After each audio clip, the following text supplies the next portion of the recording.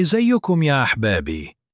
أنا الجد حكيم، وجيت أحكي لكم النهاردة حكاية فيها عبرة كبيرة عن الرضا اللي بيخلي القلب فرحان. كان يا مكان في طفل صغير اسمه كريم.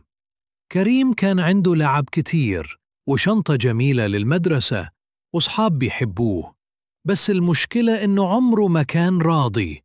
كل ما يشوف حاجة عند حد تاني يقول: ياه، ليه مش عندي اللعبة دي؟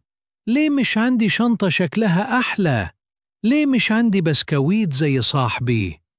ومع كتر الكلام ده قلب كريم تعب وبقى زعلان على طول.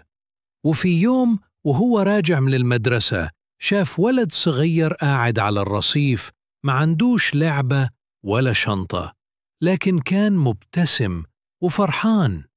استغرب كريم قوي وراح له سأله: انت فرحان ليه؟ انت ما عندكش حاجة. الولد الصغير ابتسم وقال له: علشان أنا بحمد ربنا على اللي عندي، ودايما راضي ومبسوط. الرضا بيخلي القلب مرتاح. كريم حس إن الكلام دخل قلبه وقال لنفسه: عندك حق، أنا كمان هحمد ربنا وهبقى راضي. ومن يومها بقى كريم يشكر ربنا على كل حاجة عنده، وبقى فرحان ومرتاح أكتر من الأول. يا ولادي، افتكروا دايما اللي عنده رضا عنده أغلى كنز في الدنيا. لو عجبتكم القصة يا حبايبي اعملوا لايك واشتركوا في القناة.